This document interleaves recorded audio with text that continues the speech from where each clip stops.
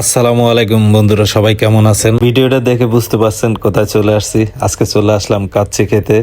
আর কাচ্চি কারই না পছন্দ, আর কার কার পছন্দ তাও জানাবেন। আর এখন কাচ্চি ডুবাইতেই পাওয়া যায়, রোলাতে।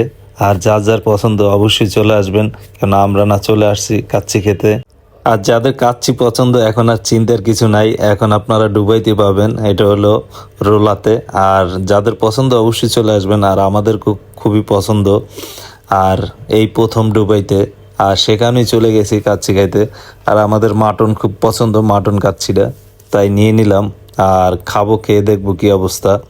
আর খাওয়ার পরে যা বুঝলাম, খুব মাশাল্লাহ খুবই ভালো।